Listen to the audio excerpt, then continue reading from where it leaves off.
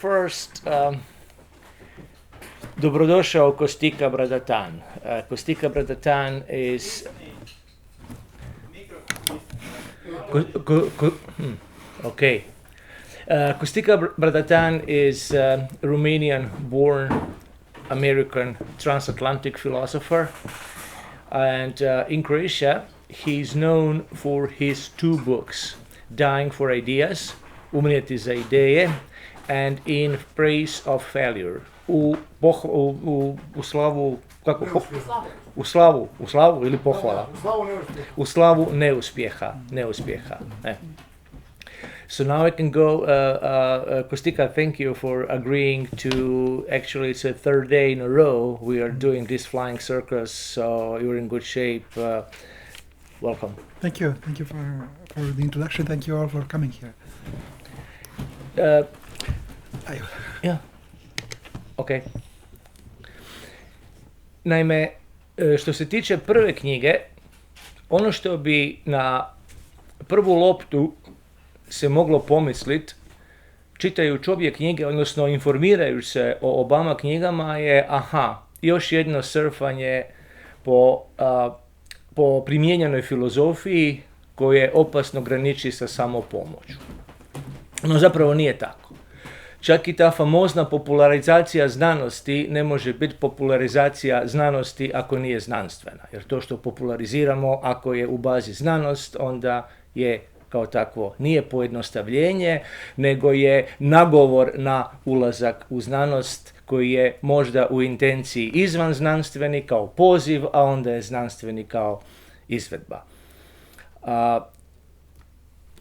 Što je zajedničko Sokratu, Hipatiji, Giordanu Brunu, Tomasu Moru i Janu Patočki? Pa zajedničko im je to da su umrli za ideje. Da su toliko čvrsto nastojali na svojim idejama, da su ne samo živjeli, nego su i umrli za njih.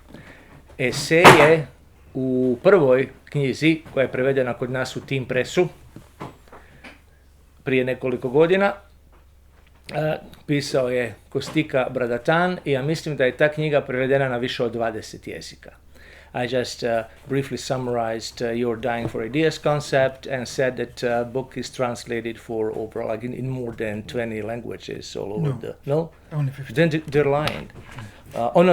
The second one is 20? No, all in all. All in all 20, ok, all in all 20. Dakle, ove dvije kad se zbroje, prevedene su na 20 jezika. Druga knjiga je U slavu neuspjeha, In a Praise of Failure. Naime, mi smo svi odgajani tako laički rečeno da na neki način ispunimo svoju svrhu. Da se ostvarimo, da se realiziramo, što bi se u tradiciji zapadne misli, odnosno filozofije, moglo zvati teleologijom, od telos što je svrha, ispunjavanje svrhe, da mora biti tako da se stvar dovede do kraja, da se stvar ostvari, da se stvar realizira. No postoji jedno drugo stanje, a to je stanje kontingencije, gdje zapravo može biti ne mora, treba i ne treba, može jedno i drugo, vrlo pojednostavljeno rečeno. Opet u jednoj, ali zanimljivo je da je jučer na njegovom predavanju, najprije ću ovo reći na hrvatskom pa onda na engleskom, Costica Bradatan je držao predavanje kod mene na odsjeku za kulturalne studije i na odsjeku za filozofiju na Filozofskom fakultetu o Diogenu Ciniku, odnosno Kiniku i kako biti pošten stoik. Ako želiš biti stoik, kako biti stoik. I u tom predavanju je rekao nešto veoma zanimljivo, da za razliku od pisaca, filozofi nisu nužno u potrazi za stilom pisanja, tako da moraju nužno pisati lijepo. I onda naravno, ja sam čekao kada će spomenuti to ime, spomenuo ga je, Costica je rekao, naravno osim Friedricha Nietzschea, koga niti možeš žanrovski odrediti. Neki dan jedan čovjek sa odsjeka za kroatistiku iz Zagreba rekao da su neka dva druga čovjeka bili Nietzscheovi suvremenici. Za majku Božju, ko se ikad može usuditi, izjaviti da se suvremeni sa Nietzscheom? Pa Nietzsche sam nije bio pojma imao kom vremenu pripada. On je kod dijete od 7 godina pisao sebi kao starcu od 50 godina. Dakle, žanrovski neodrediv, u filozofiji vrlo teško definjiv, kako bi to rekli u bivšoj JNA. A Nietzsche je itekako razvio stil pisanja. Zašto to govorim? Zbog toga jer je Costikin, profesora Bradatana, stil pisanja fenomenalan, zaista, prekrasno piše i to piše ne na prvom nego na drugom jeziku. Nekada pisanje na drugom jeziku te oslobađa upravo zbog tog nekog prostora da nisi skroz familijaran sa tim drugim jezikom. Mi dijelimo i iskustvo Teksasa i iskustvo drugog jezika, tako da do neke mjere znam o čemu govorim. Obje sam knjige, ne samo zbog sadržaja, čitao i zbog činjenice užitka u čitanju.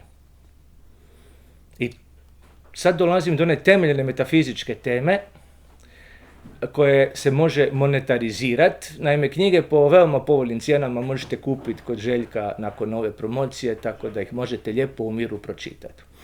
I just said it yesterday in your talk you gave at the university. You said that unlike the poets and writers, philosophers don't really strive to develop a style.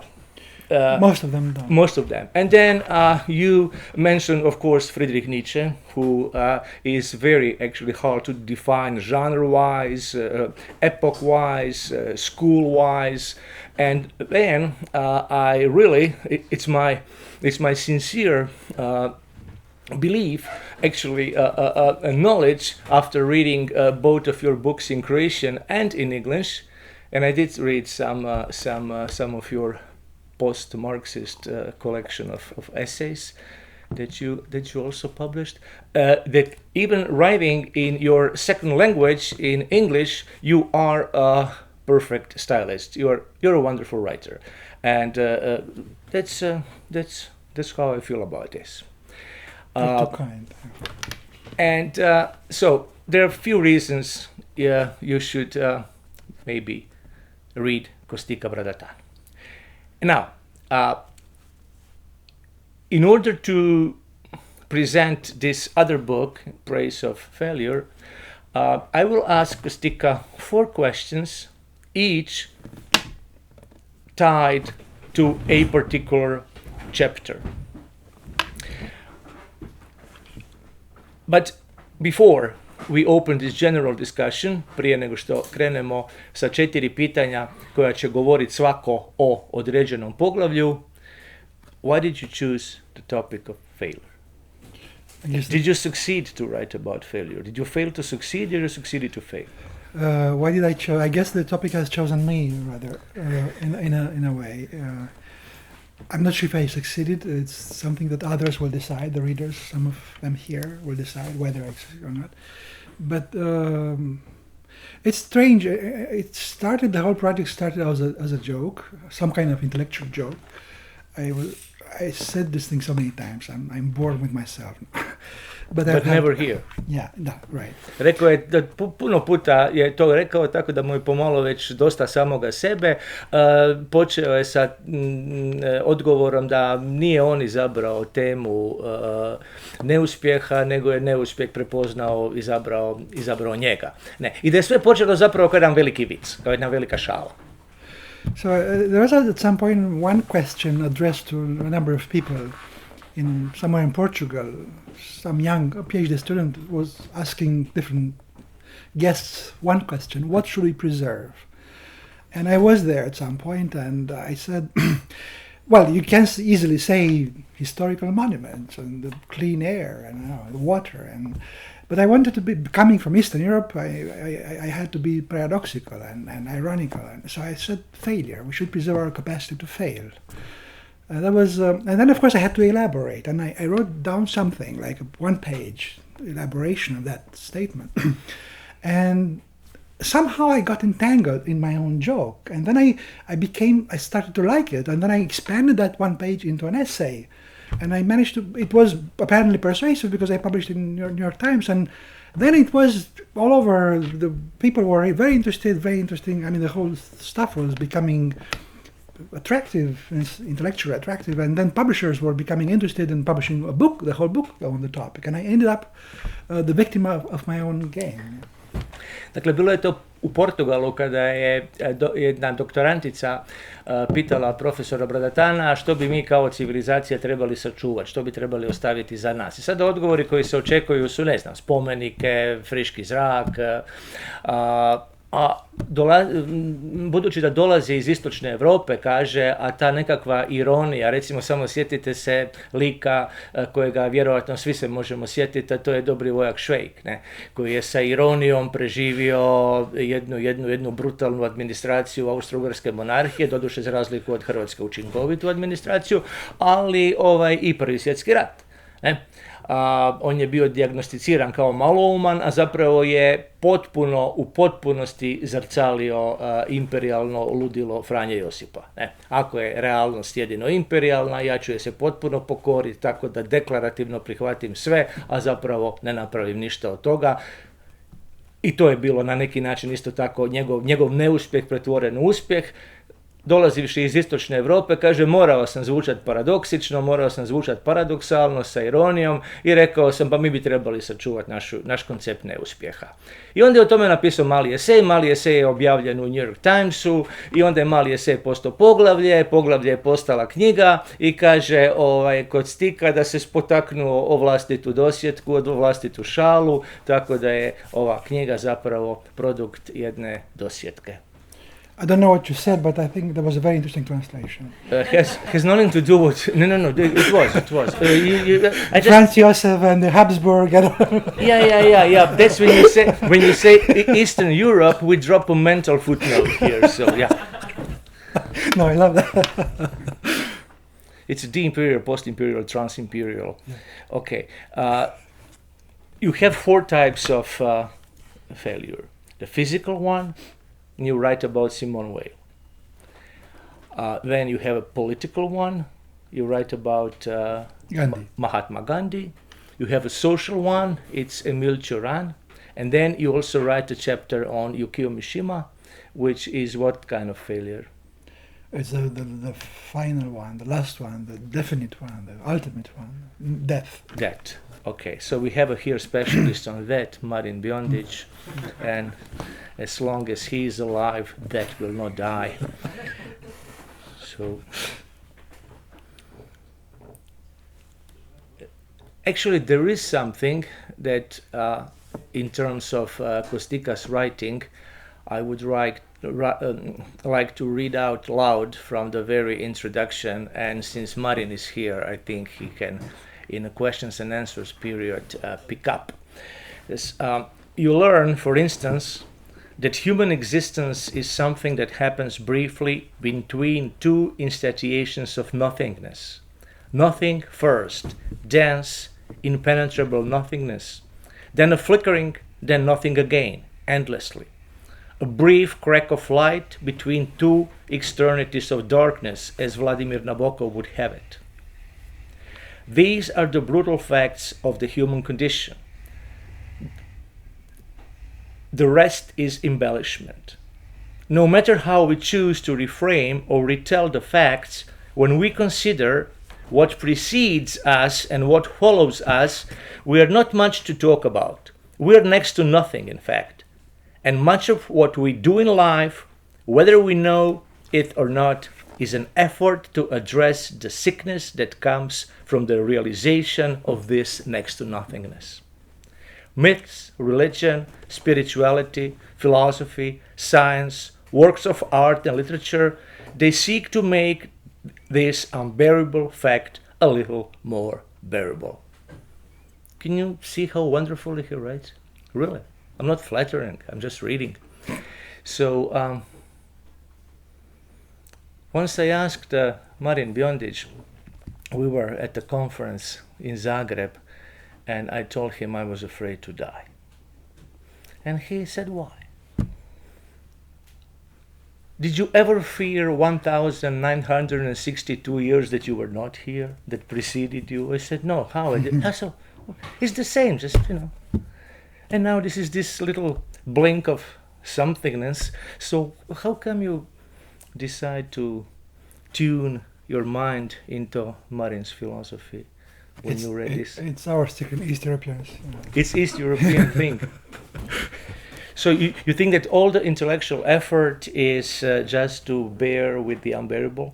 That's just one way of seeing. Da li misli da su svi intelektualni napori po disciplinama, kako smo ih tu podijelili, zapravo jedan način da se nosimo sa nečim s čim se je nemoguće nositi, a to je taj jedan bljesak, jedan trenutak između dva ništavila iz kojeg smo došli i ništavila u kojeg ćemo otići kad umremo. Ne?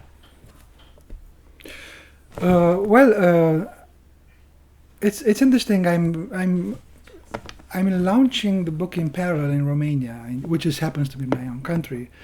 And I don't know about Croatia. I'm a visitor. I'm coming and going. But in Romania, I happen to know the place better. But so whenever that comes up, against some kind of the religious revival going on in the country, there is this pressure, during launches and interviews and so on. But that's heretical. We are believers in God. That's so unchristian. That's so, and they tend to see me as a traitor, whether they tell me openly or not. So I don't know. At some point there was a TV show, and the guy was nice, and he was a secular, but he was voicing the concerns of those many people who go to church. And so what follows then so it kind of the book is written from the perspective of the absence of grace. Faith is a grace. I mean, it would be fabulous to believe, right? To have real faith, transformative faith. You don't see that nothingness. So if you are a person of faith, you see things differently. Mm-hmm. What you come from is suddenly very different. Where you are going is something, of course, it's immortality. So obviously that what you just read is the thinking of a person who hasn't known the grace of faith, which I would think is our natural state. Mm-hmm. Grace is supernatural. It may or may not visit us. If it happens, we are transformed, we are different, we are, saved, right? But most of the time, for most of us, in most places, I would say, if we don't lie to ourselves, if we don't self-deceive, we live in that state of nature, of naturalness, and those are the facts. Treba prijevod. Mislim, ovo je za Costicu prirodno stanje koje ne očekuje spasenje, koje ne očekuje milost, koje nema nekakvu teološku perspektivu koja spasenje zapravo uvijek uvozi izvana, ne, mislim, nikada to nije imanentno, nikada to nije, i to neko nesnalaženje, to neko bačenost u svijet, bivanje tu za Costicu je to normalno stanje, odnosno prirodno stanje nas, ukoliko se ne želimo zavaravati, ukoliko ne želimo lagati sami sebe, i prilikom predstavljanja knjiga gotovo uvijek je nailazio na otpor, odnosno na nekakve kritike, a zašto ti odustaješ od tog koncepta milosti, spasenja, ne znam, transubstancijacije ili bilo čega. Zanimljivo je, it's very funny that I underlined one sentence where Costica defines life. He says, life is a chronic addictive sickness and we are in bad need of a cure. Da je život bolest zarazna i da mi zapravo tražimo očajnički lijek. Since I'm doomed to hang around with medical doctors, part of my family, the medics, the medical definition of life. Life is a sexually transmitted disease, and it's lethal in 100% of cases. Dakle, život je spolno prenosiva bolest koja u 100% slučajeva završava smrću. That's what I meant to say in other words. In your first chapter, in a fallen world, a chapter about actually you announce it. I forgot my notes back home, so I need to read out of my iPhone. Hey, okay, this is another sentence I really had to underline. Jedna rečenica koja je isto prekrasna, kaže da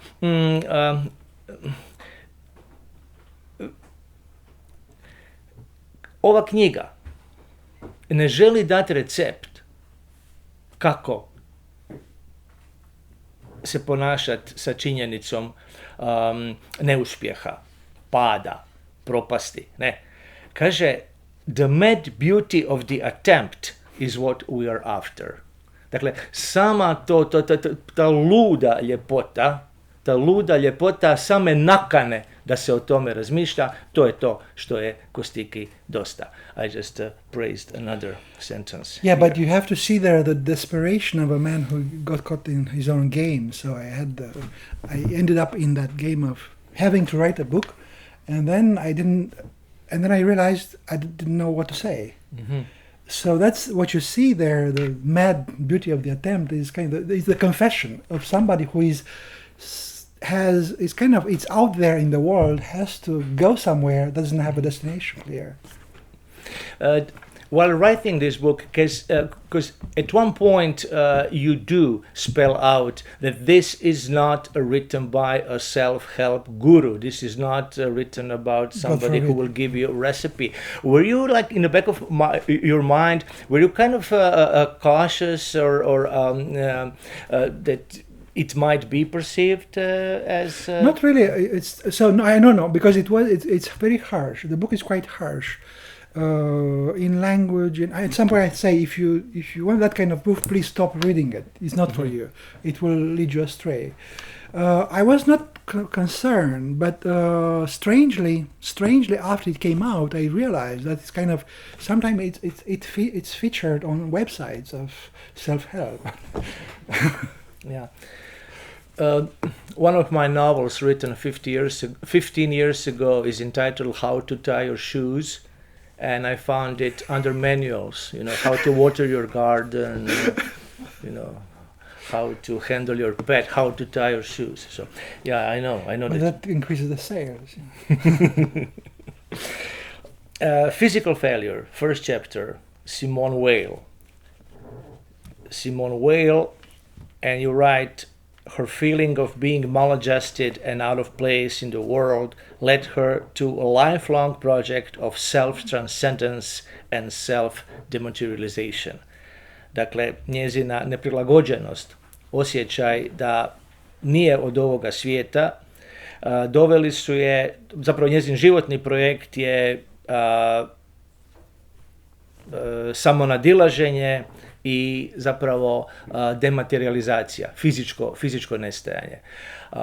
Can you tell us why did you choose Simone Weil? Okay, but before I guess I owe you a brief explanation about the whole composition, that kind of composition, because otherwise people don't make sense of. So, first of all, why those circles?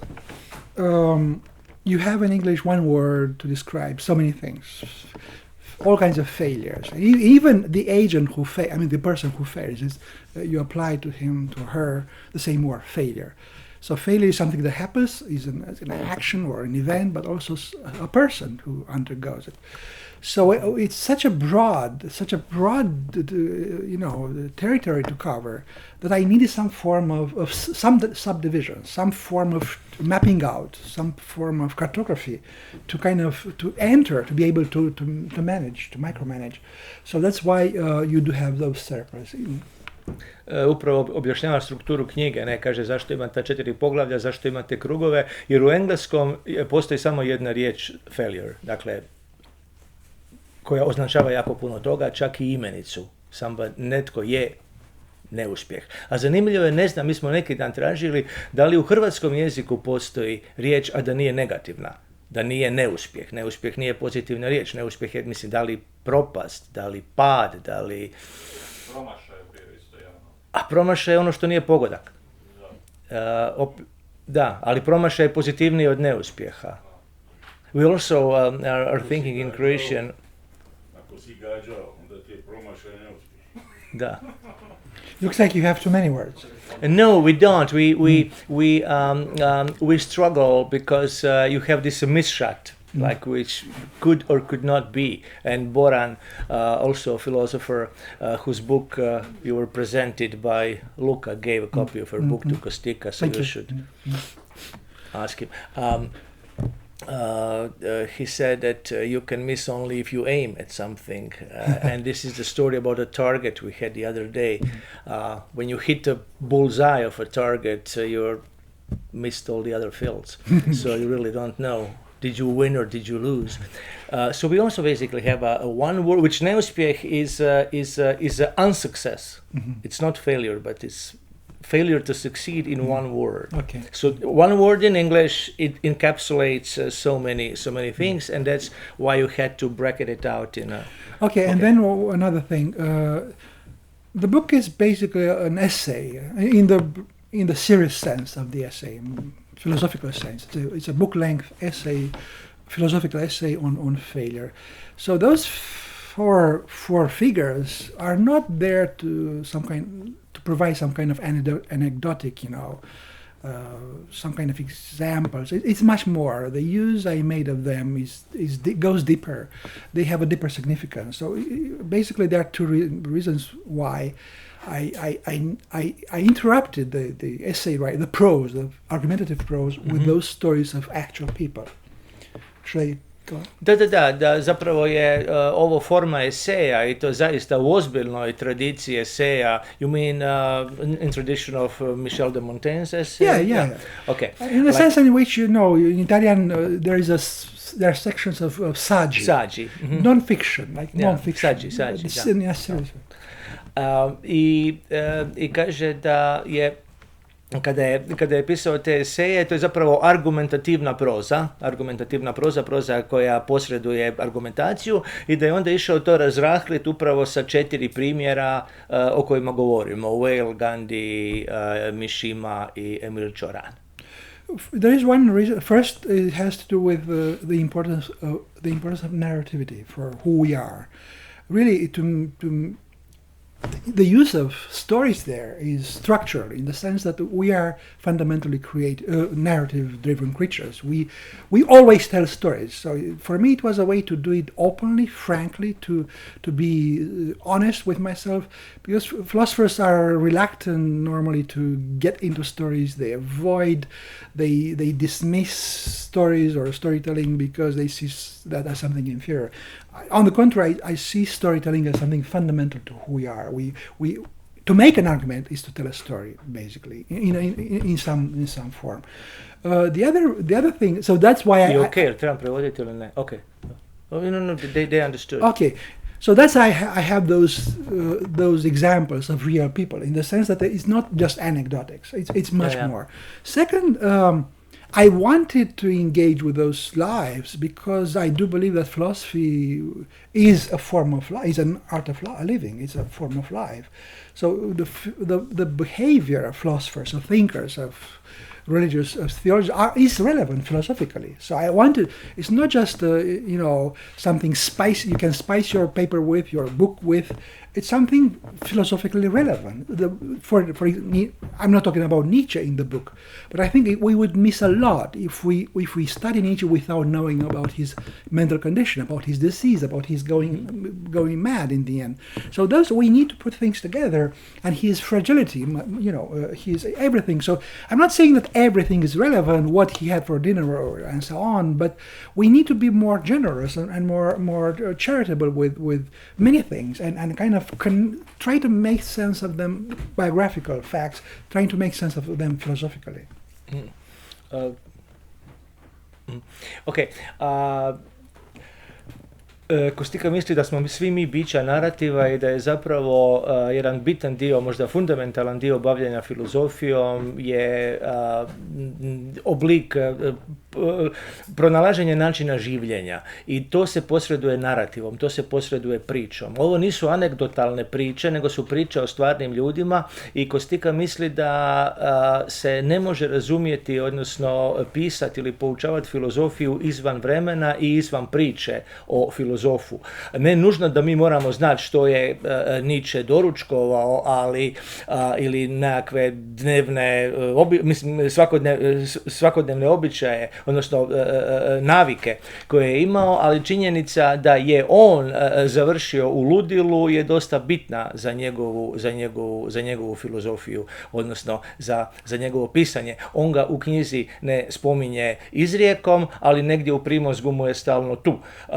I ta 4 eseja su zapravo nekako više mesa u hrani oko same te argumentativne proze u knjizi. But you remind me something. If you think of Nietzsche as a writer, then it's essential to be aware of this distinction. Like here, when we think about novelists and writers, we have this French idea of Balzac and what novel is. In German tradition, Wagner is a writer because Nietzsche is a writer. This writer has a different cultural connotation in different cultures, so it's kind of assumed. But da, govorio sam o 2 tradicije. Kod nas uglavnom imate tu razliku između pisca i književnika, pisca i autora, i to je de facto francusko nasljeđe koje imamo, a u njemačkom nasljeđu intelektualne povijesti i Wagner, pošto je pisao prozu, se odnosno percipira kao pisac, i Nietzsche se percipira kao pisac, tako da i ta narativni argument tu ide na Kostikinu stranu. For you. You're doing 2 jobs. Moderator and translator.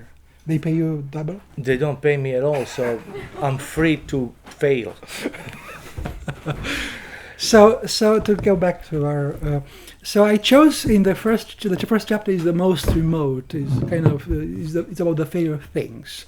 You drive a car and it fails, and it's not huge. It's a piece of iron. It's a piece of metal. It's no big deal. It's a car. It's an object. But somehow it affects you in an important way. So it opens up towards the notion of the world as a fallen place, actually now in a certain way as a sick place. And I'm using the Gnosticism, some of the Gnostic narratives of creation, to make the point that this world, the physical world, is weak and fragile and fallen and vulnerable and so on. So it's a long discussion. Of course you'll discover it if you are curious. So for that kind of chapter I needed somebody with similar issues, and Simone Weil was there because she was perpetually sick and she had a problem with her body and she was ashamed of her body, and in her religious thinking, in her theology, she had this aspiration to decreate herself, to get rid of her materiality and go back to God and be absorbed into God. And then eventually she killed herself by stopping to eat. So it works pretty well in that chapter. And she exhibits sometimes a kind of agnostic or even Cathar behavior. So I would say she works quite well there. Her story works well in that chapter. Do we need to translate this? Ne treba. Okay, good. Because political failure and Mahatma Gandhi, you wrote something very missing. It's kind of known, but the way you phrased it, writing about Mahatma Gandhi, Costica writes, even as he never stopped seeking purity, out of compulsive need for purity and perfection, which brought him into dangerous proximity with Robespierre and other political purists, Gandhi sometimes displayed alarming, imperfect behavior. What happened? Right, what happened? Gandhi happened. Gandhi happened. So it's again, it's a sprawling chapter. That was a difficult chapter to write and to think through. It starts with Hitler and it ends with, I don't know, Gulag, I think. Yes, but in a very complicated way. So it's about the chapter is about the fragility of democracy, the failure of democracy, how what democracy needs actually. And the point I'm making is that it needs fundamentally humility, collective humility and individual humility. And then I tell the story through different moments in history. One of which is the French Revolution, another is the Bolshevik Revolution, of course, and they fail in different ways. The guillotine is there. But so there is this issue of the utopia, right? It's it's something I've been thinking about. Of course, we've all been thinking about this part of the world. So there is a first impulse among those who propose utopias towards a pure, perfect world. By definition, utopia is perfect. All the problems have been taken care of, and there is.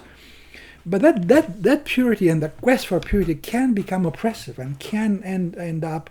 Well, we do know. I mean, it starts from the moment of birth. Mm-hmm. In Thomas More's Utopia, it's no big deal. You see, it's a tyranny. You don't have freedom, individual freedom. You have to give up many things. You live together. You don't have. You cannot travel anywhere unless you have permission to. And so it's a very repressive regime from the very beginning. There's no lying there. It's no deception. But is it safe to say then that in every utopia there is already a dystopian seed, that this predetermination, impenetrable castes like Plato's The Republic or more. You can read that way. Yeah, it's implicit. Yeah. But Gandhi also had a peculiar kind. Actually, he exercised a utopian society, and right. He failed. So he was a good case. He's a good case. Govorit će o projektu Gandijeve utopije zaista koju je prakticirao, ne? So it's coming in his case from different sources. So he is in South Africa discovering. Well, it's funny. He discovered Indian spirituality and the spiritual traditions of India while he was in England. While he was in India, he didn't even read the Upanishads, and he read them first in English translation when he went to London to study law. And then so I'm sorry, can you tie to the sentence you mentioned yesterday that the exile is the best thing that can happen to a philosopher? Out of placeness. But that's a different story. We can all tie everything together. So it's but maybe later. Yeah. Okay. There is he discovers the joy of thinking, in Europe. In India, he was a kid basically. He moves to England to study to become a lawyer, and he discovers vegetarianism as a philosophy. He was a vegetarian himself because he was a Hindu, but he goes to England and discovers that there is a whole sect of vegetarians, and they don't eat meat for philosophical reasons, not for religious reasons, which was his case. And then he discovers Ruskin, and he discovers Tolstoy, the peace movement, all the spiritual traditions of the anarchism, that spiritual anarchism that you find in Tolstoy and so on. So he kind of wakes up on the contact with the West. So gradually there are two things that happens to him. There is one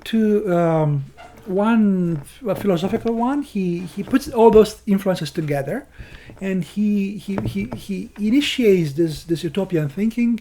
He starts of thinking about future India where people will take care of their souls and neglect the matter, the degrading material world. And for that, you see that transition. You see that shows up in the book Hind Swaraj. Hind Swaraj is a book he wrote when he was way back from England on the ship. It took him a few days or weeks. He was under some kind of inspiration. It's a very interesting manifesto. Hind Swaraj, it was published 1908 or something like this, and it's a very interesting book. So basically it says all the Western civilization is bad, is corrupt, is rotten, is hellish. Instead, I'm proposing a cure, the Eastern spiritualization.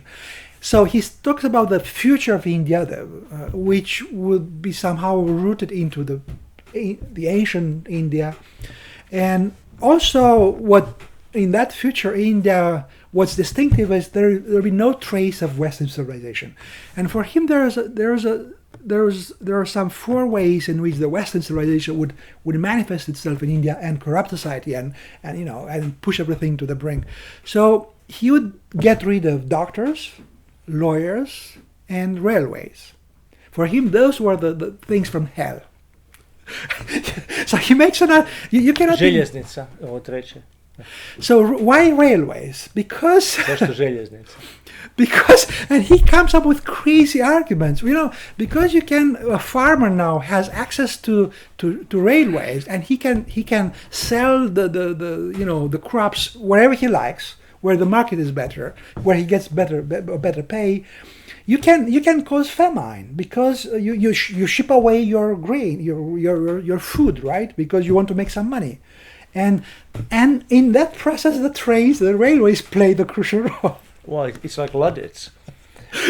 Yeah, of course, yeah. Naime, šta je Gandhi je bio jako ljut na željeznicu, odnosno na vlakove, jer su seljaci mogli onda proizvoljno odlučiti gdje će zaraditi više novaca, izvest sjeme ili šta već proizvode i tako proizvest glad u njihovoj primarnoj okolini. I sad zanimljivo je da recimo Gandhi nije osuđivao pohlepu ili seljake, nego željeznicu ko činjenicu, ne?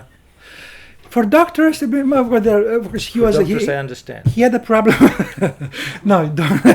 He had a problem with vivisection. He said, look, to test drugs and medication, you need to study medicine. Basically, you have to do vivisection on animals, and he was against. That's we can understand. But then he goes on into some really crazy territory where he says, for example, that medicine contributes to the increase of immorality in society. How? Well, it's his example, not mine.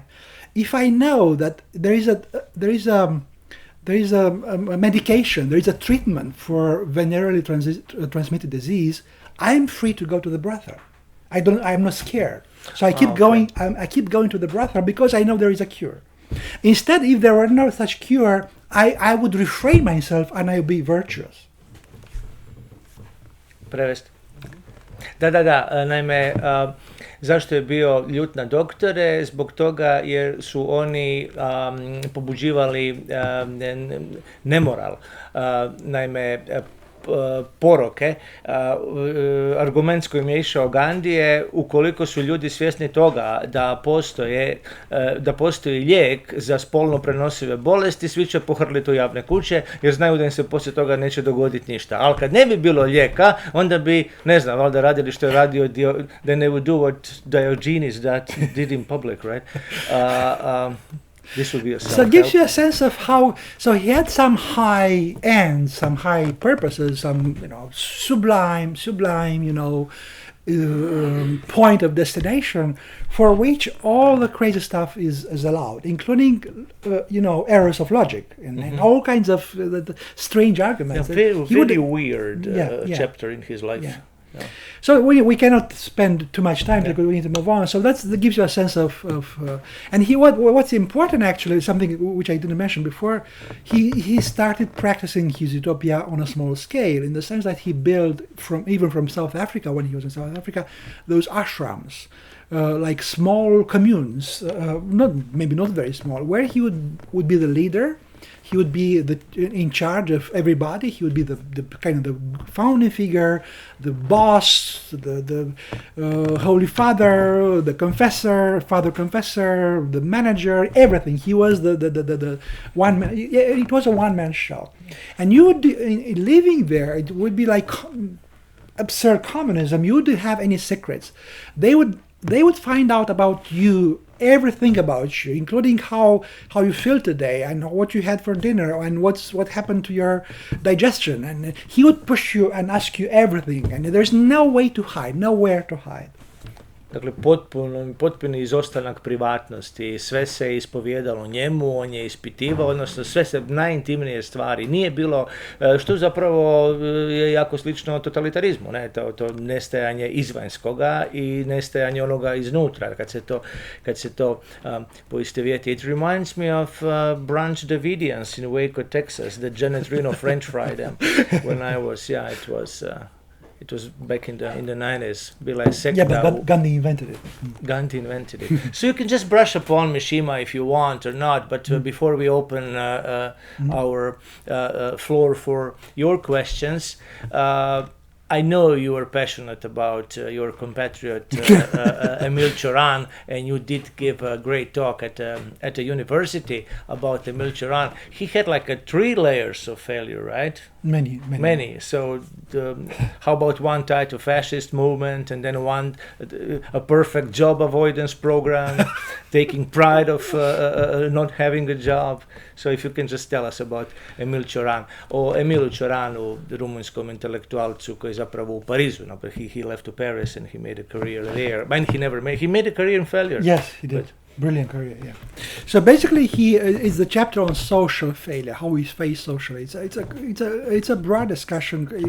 I'm personally satisfied with that chapter. With the only one I'm satisfied with is that chapter. The others have problems. But then, so you have a discussion with Calvinism, and it's kind of it's an interesting point. So I needed him to illustrate the way in which society, pretty much every society, throws upon us definitions of failure and standards and rankings and all kinds of crazy stuff, and make us live according to those standards which are not ours and which are only alienate us and turn us into machines and into slaves to that system. The system takes good care of itself, right? Think of what's going on right now.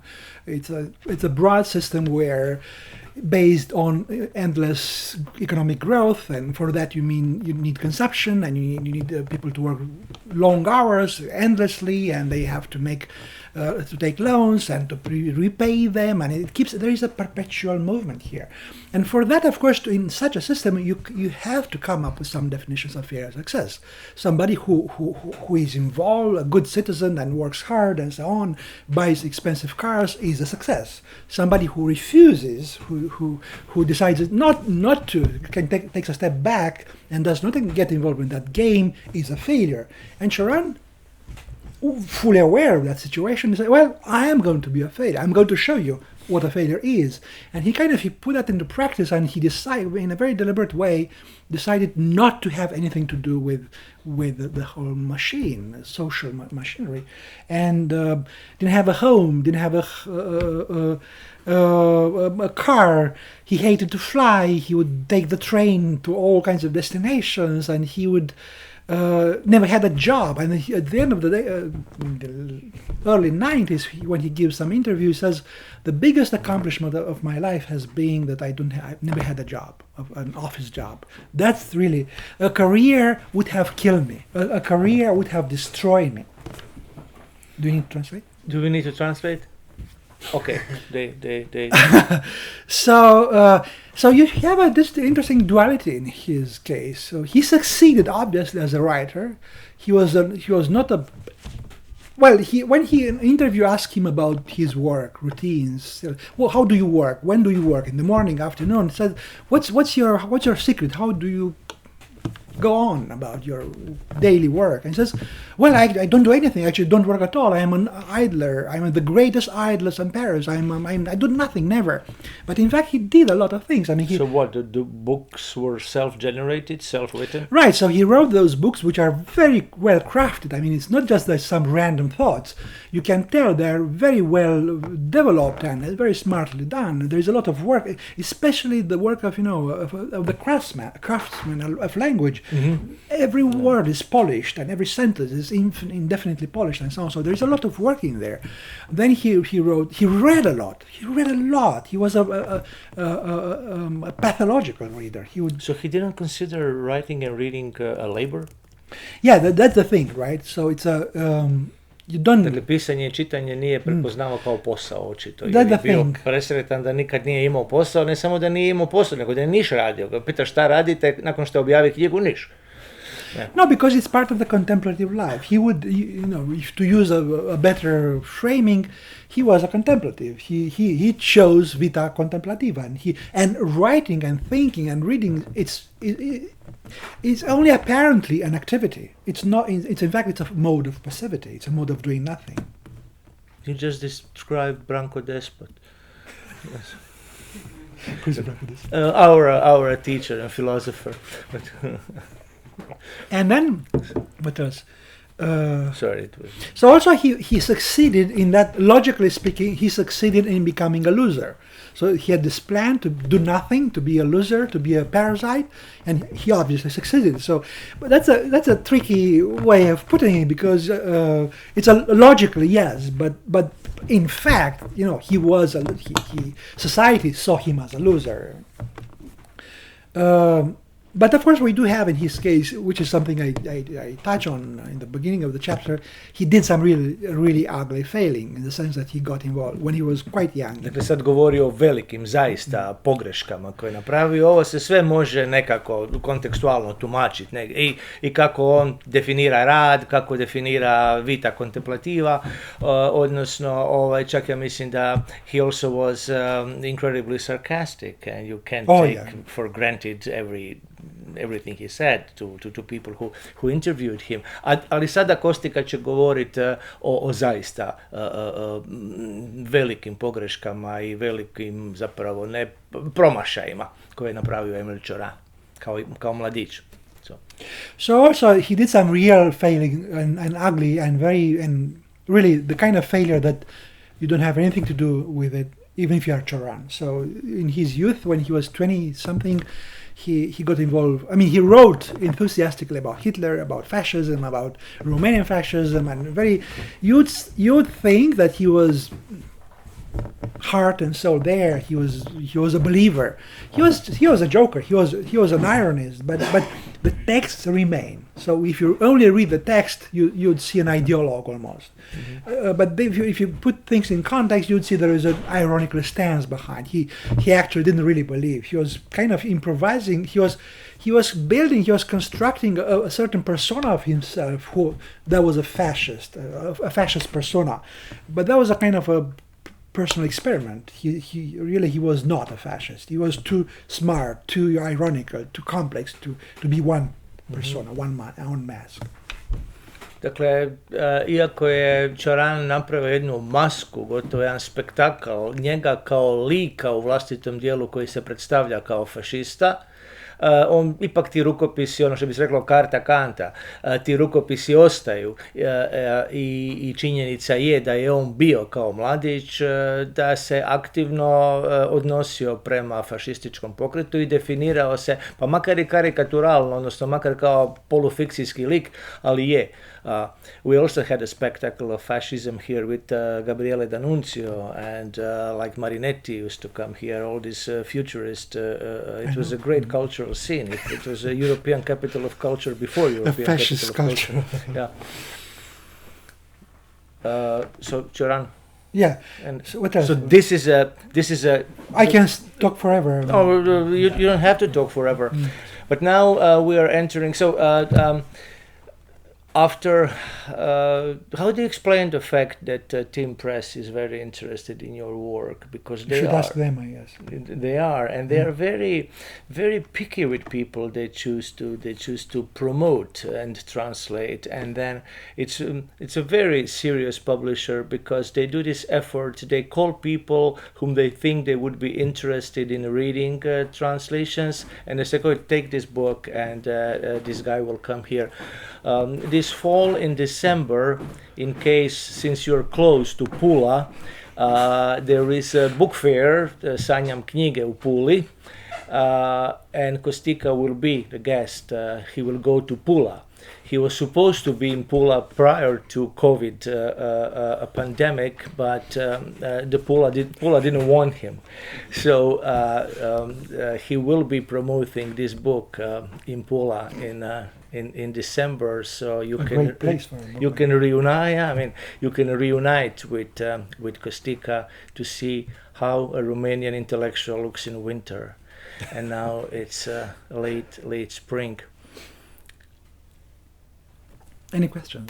If you have, I don't think you had a chance to read the books that are in front of us. Maybe Dying for Ideas, because it has been a few years, and the questions would be quite. Because I think I maybe with my questions and kind of failed to actually go deeper into the content of both books, but. we were more descriptive than argumentative in this presentation, but they do offer like really serious insight and a serious argumentative writing. But if you have any questions for Costica, they don't have to do necessarily with the books. Feel free, please. Please. So, are we preserving our capacity to fail? I hope so. That's my desire, my dream. I mean, it seems like, especially you're mentioning our shared context of Eastern Europe, and for my generation, it seems, like after the fall of the Iron Curtain, everything went downhill basically, and the horizon that we're looking at, it actually really does help to have a philosophy of like, oh, this is it, I do the best I can or the worst I can within this moment, and then there's nothing afterwards. And especially, and it also, I think, is some sort of a, let's say, medicine against the new, let's say, religiousness. But that's just my point of view. Anyway, I wanted to just ask that joke that kind of sprang this entire endeavor,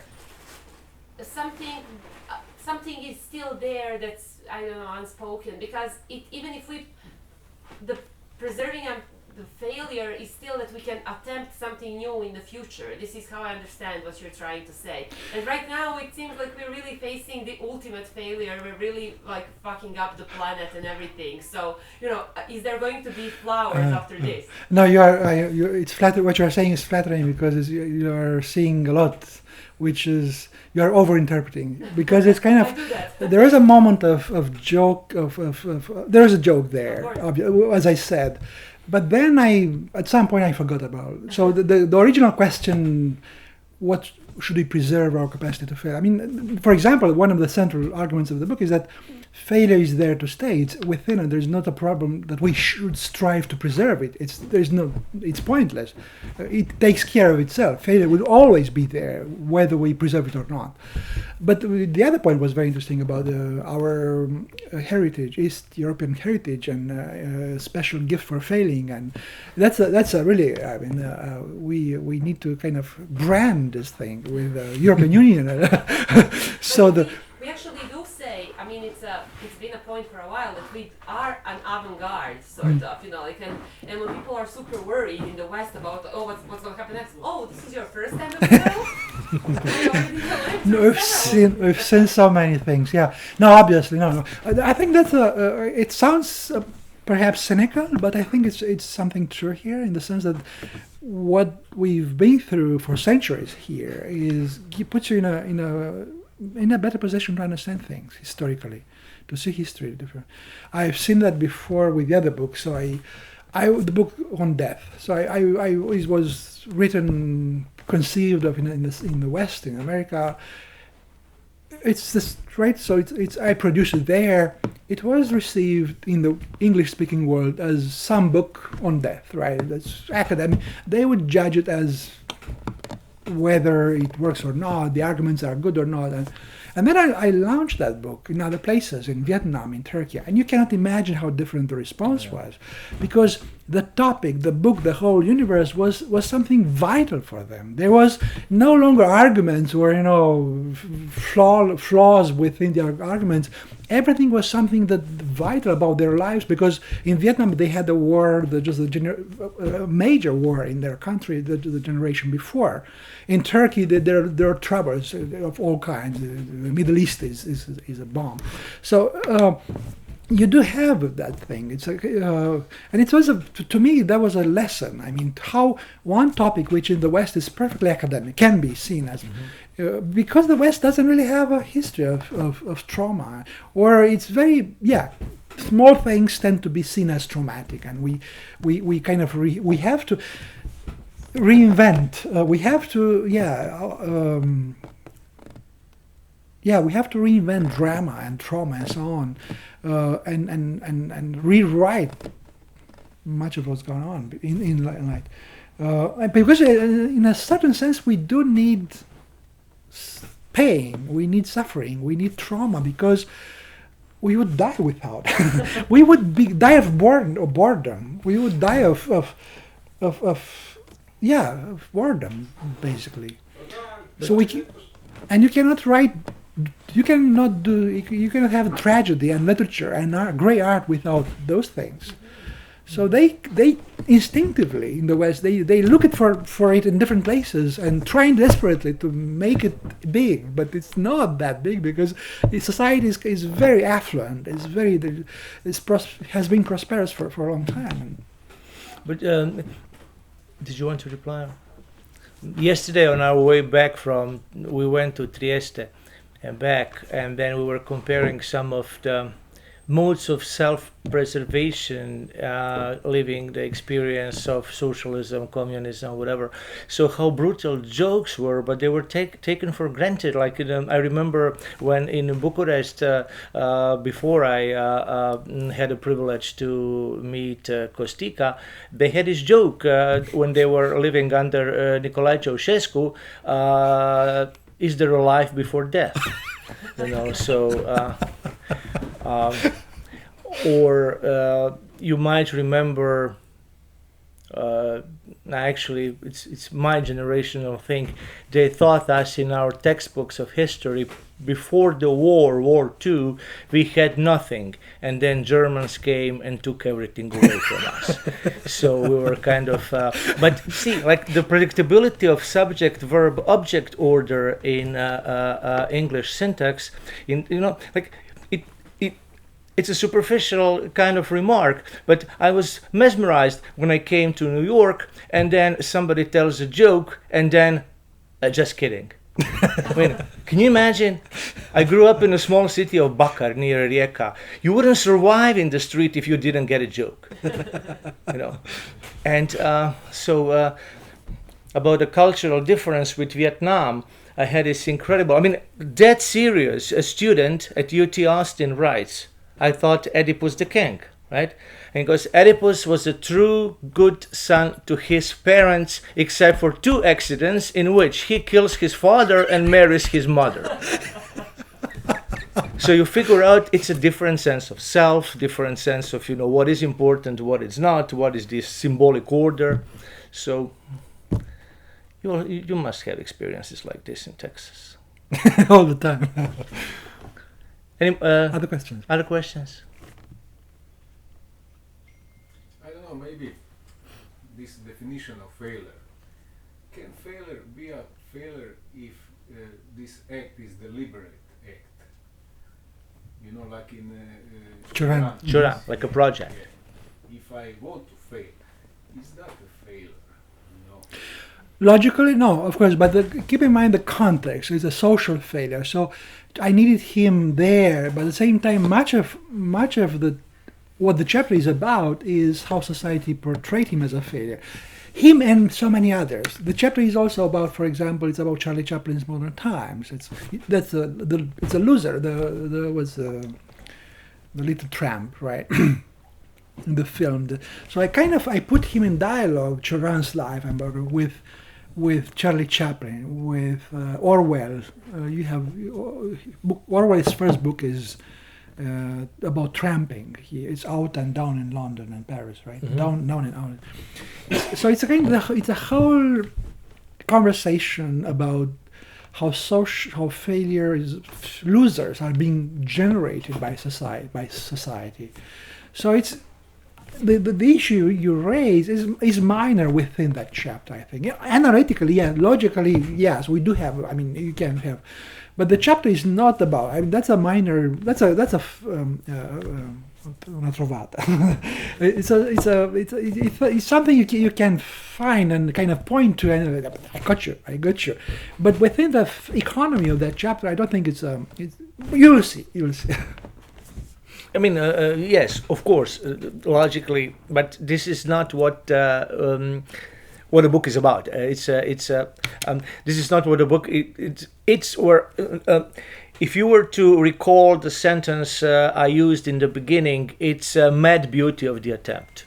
it's actually something that is narratively constructed around the motive of failure, without really, in terms, the way I understood, questioning it logically, whether or not if you fail to fail, you succeed. But you did lose this succedere thing, right? Yeah. So success. basically, with the bigger issue, my definition. So you need a definition of, when you write about a subject, you need to define that subject at some point. So there are different ways of defining failure philosophically, right? It's social fact. Yeah. So no. But you remember, I have one word for the whole book. So I need to work. I need to have an operational definition that would work across different chapters. So I had I proposed this etymological avenue where failure is related to success, of course, and I look at success as coming from succedere, from the fact that one thing comes after the other, the sheer fact that things happen in a certain order. In other words, that they come in patterns. Succeed. So the book is phenomenological in essence. So it's about how we experience the world, and we experience the world in a pattern way. Things happen in a very, or also in a Humean way. It's very much. I don't make a reference to Hume, but it's very much there because I see things happening in a certain way. And maybe tomorrow that pattern will break, but for so far we've been observing patterns. So that's success. When if tomorrow the sun will rise, we'll have a successful sun, and the day after tomorrow. So it's success in a very experiential, phenomenological way. So when that succession does not take place for some reason or another, we have failure. And what I'm interested in is the response that we have, we produce, the experience we have in relation to that absence, to that lack of succession. So to go back to your initial example, if I'm driving my car repeatedly, I use my car every day, and I use it in a certain way. I know there is a pattern. I know that if I push the brakes, the car will stop, and if I push the gas, the car will start, and so on, right? It happens for a number of times, and countless times, right? But then one day the brakes don't work. You push the brakes, and the car does not stop. So that's failure in the sense that the succession, the expected succession does not take place.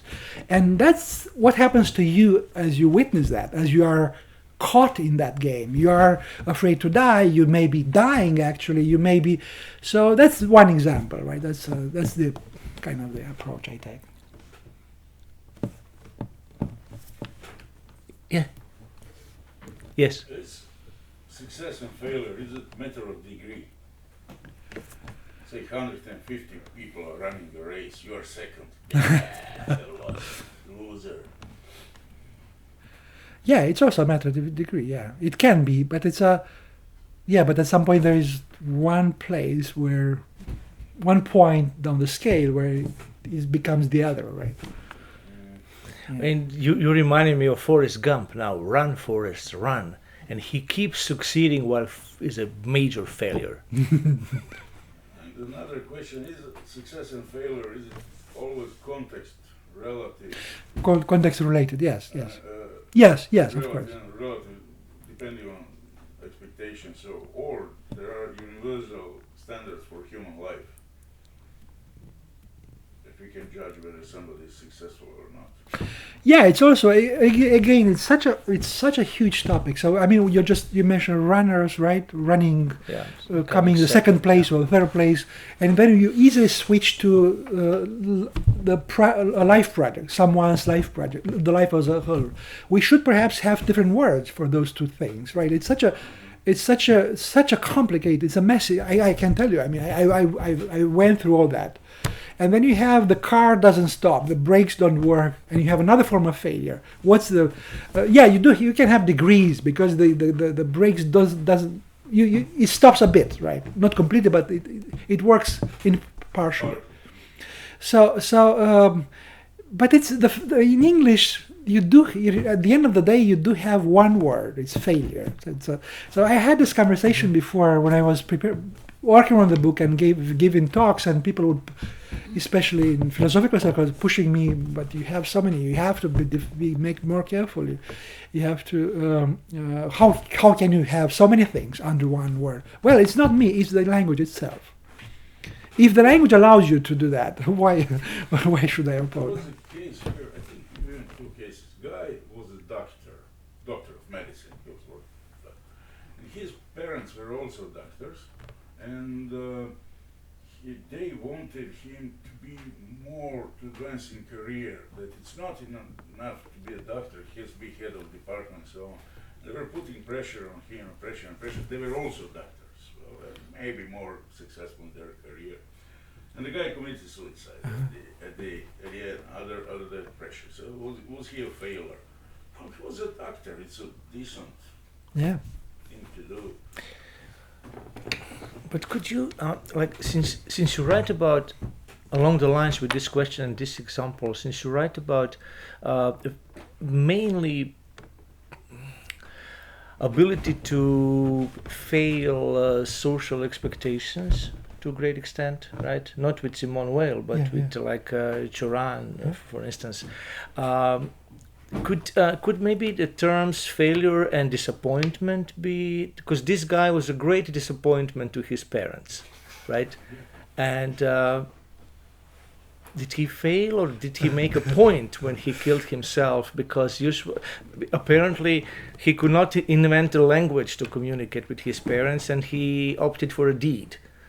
Okay, yeah. I would say that he was not a failure. He did not fail. Yeah. Well, I'm not sure I have an answer, but I have a story or a confession to make. So basically, I was working on this book, and at some point, well, actually, up to the point when I submitted to the publisher, there were five chapters and 5 circles of failure and 5 figures. But one chapter was a total failure. There was a chapter which is missing from the book. It was a chapter on personal failure. So it had a physical, political, social, personal, and biological. And that person, I had to finish. There was a deadline, but also I realized I knew it was not good enough. And the editor said, "Well, just leave it out. The book works without." So I realized that the issue of personal failure needs to be treated as a book in itself. So I'm going to write a whole book on that, because so failure as such is complicated. But then when it comes to personal, what it means to fail your life, to waste your life, to failure in terms of a life project, that's a totally new universe. So I promise I'll be back in 10 years, and and I will finish that book. And with a positive theory. Just an anecdote on that note, and keeping in mind the different frames of reference. I often say younger students, younger people I work with, when they have stage fright, for example, they need to present something and they're not sure. And I always say, you have to impress the audience. You don't have to impress yourself every time.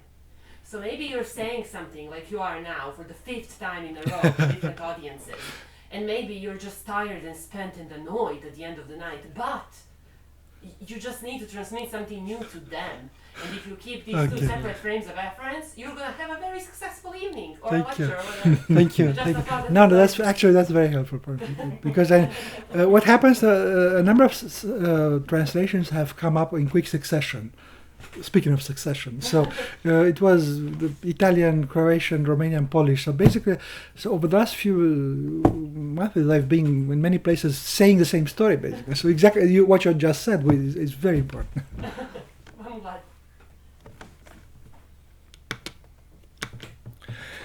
Well, thank you, Costica. Thank you, and thank you. Costica's visit to Croatia and to Rijeka is a part of internationalization project of our university of Rijeka, Sveučilište, right?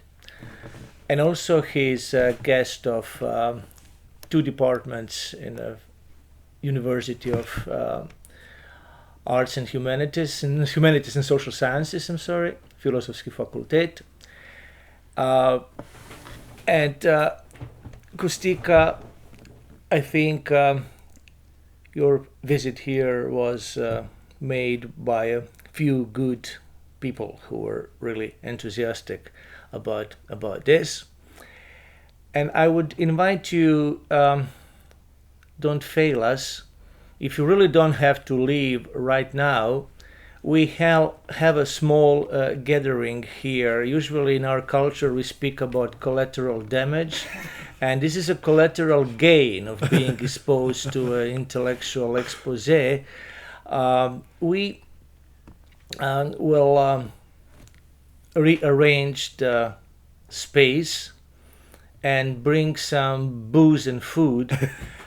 So you can stay with us. It is provided by our university, and since they take no hostages in negotiation about food, you are expected to perform within the limits of reason.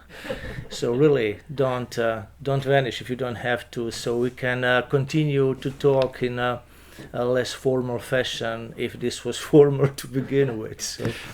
What he didn't say was that he played a fundamental role in bringing me here. So he's the person to thank to for all these things that happened today and yesterday and the day before. Yeah, but thank you very much. We actually don't know each other well, 3 months or something, less than 3 months.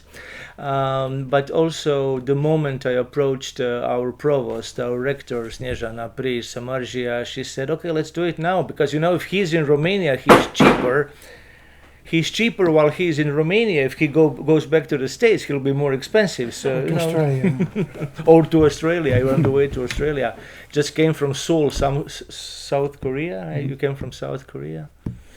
And okay, well, thank you again. I hope I managed to communicate. And stay with us. Thank you.